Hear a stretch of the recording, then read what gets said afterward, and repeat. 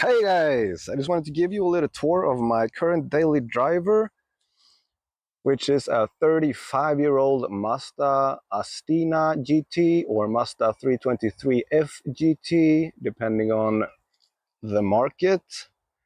So I've had this for a while now and it served me quite well. I did have some issues with it, but that's for another video. This is just to give you guys a quick tour and show you what this car looks like. So in the back here, you can tell there's a wing, a black wing going over there, and it's got the dual tip exhaust pipes. And that is because this is a GT model, which has those extra trims, and it also has a bigger engine, which I'll show you in a little bit. So a little walk around.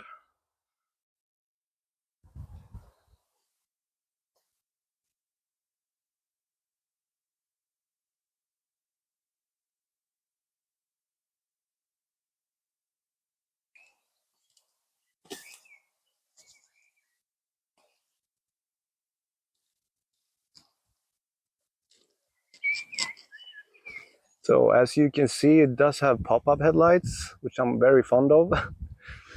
It did also have fog lights right there in that hole and that one as well, but mine were in pretty bad condition, so I had to take them out. In terms of modifications I did to this car, barely none. Mostly essential ones because of safety, like wheels and stuff. Uh, because I like these older cars when they're kept as original as possible.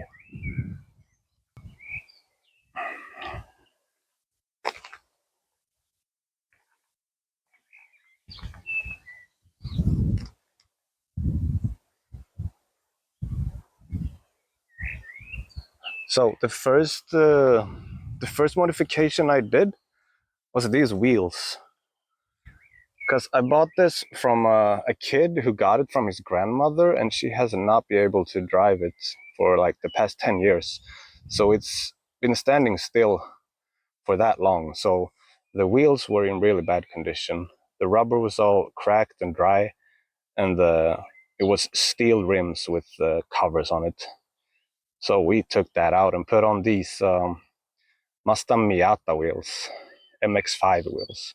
I believe they're from the MX-5 NB model, which were made from like 98 to 03 or 04 maybe. I'm not sure. And I think they fit pretty good on the car. I like the look. I think these rims are called like twisted spoke, and it's got some good tires on it. Toyo Proxys, I believe they're called.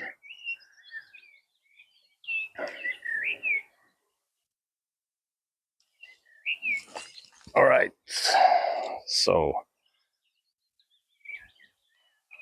let's complete the walk around here.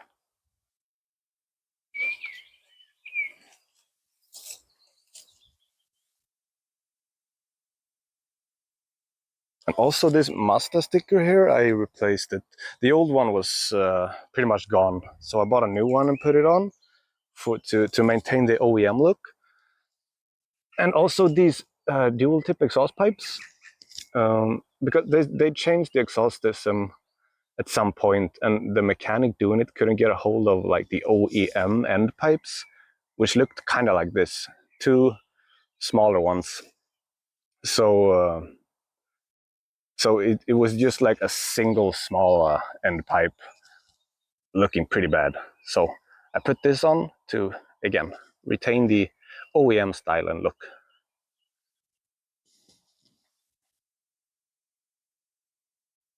So stepping into the car here, I'm gonna give you an interior look. This is what you'll be greeted with. It's got these bolstered sports seats from the 90s, late 80s, early 90s, which are super soft and comfortable actually. So starting at the start, I guess, the door here. So it does have power windows for all four windows, and also individually on all the doors. which is nice. So sitting down here, this is what you will see. This is the gauge cluster. It's got a digital watch here, the speedometer, which actually goes to 240 kilometers per hour, which is pretty nice, and the red line at 7,000 RPMs. Not bad. And this specific car has been driven almost 17,000 kilometers now. So here it is, and here's the steering wheel. I'm not going to go over all the buttons, but these buttons are for the pop-up lights, working beautifully. And this is for the fog lights, which I removed. I might renovate the fog lights and put them back on. That's for later though. And this little dial here is for the lighting, the brightness in the gauge cluster. Here you can see some pretty self-explanatory buttons. The middle console here. This car does not have AC. The cassette player. This is actually not the original cassette player. But it's still very old. So I'm assuming this was an upgrade from the car store, I guess, in 1990 when this was new. And down here, you got the cigarette lighter, the electronic mirror adjustment. We got a little coin case here. And the gear shifter feels good in the hand. So it's a five gear manual. Sorry. Moving on here, it's got some heated seat buttons and a plain old handbrake, which we like. No e-brakes, thank you. And here's the rest of the dashboard with the standard glove box. Passenger door, same here. Power window button. Nothing special. As you can see, the plastics and everything has held up amazingly, actually. This is quality plastic from Japan. It could be new, man. It looks amazing.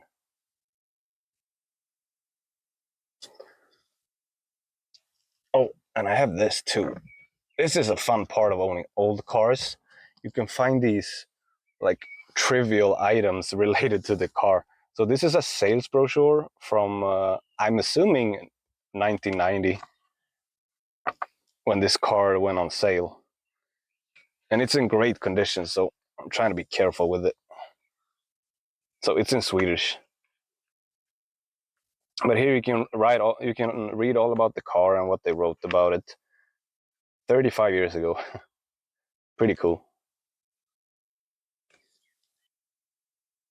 Here's the key for the car, and it is tiny. This is pretty common though for these older cars. They have very small keys. No key fobs with electronic lock and load, lock and open buttons. There it is. Turn on the ignition, and just to show you the electronic sunroof. Beautiful. All right, so let's take a look at the engine.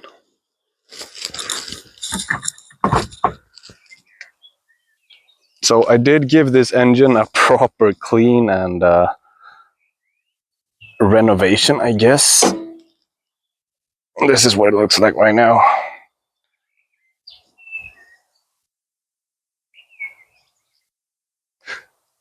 So, if you have a Mazda Miata, you might recognize this engine. Although on the Miata is mounted this way. So this is the BP engine, 1.8 liter, dual overhead cams, 16 valves with fuel injection.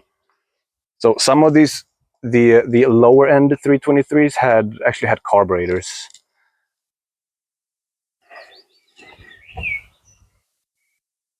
So it produces, this European model has 130 horsepower, I think. That's obviously not a lot for today's standards, but it only weighs barely 1,200 kilos, so it's pretty light, especially compared to today's cars that goes up to like 3 tons. So the feeling, the emotion of speed is there, and it's a lot of fun to drive. So I did recently change these spark plug wires, but I have an issue where if I drive for a while, they keep popping up like this. So I go check here after a drive and they're like popped up. So I have to, there we go, put them back again. If anybody knows how to fix this, I tried taking out the spark plugs, cleaning the wells, cleaning the spark plugs, putting it back, but it didn't help. I'll probably go end up getting new wires by now. So I actually have a video where I renovate this engine bay. If you're interested, at home with cheap tools.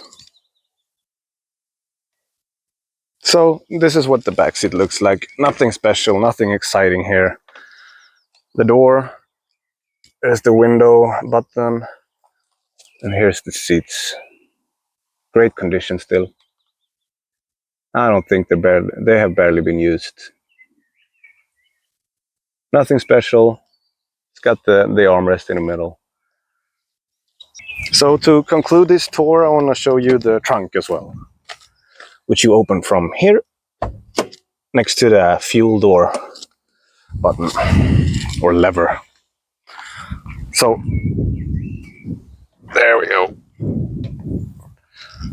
This is what it looks like with the trunk open, or the hatch.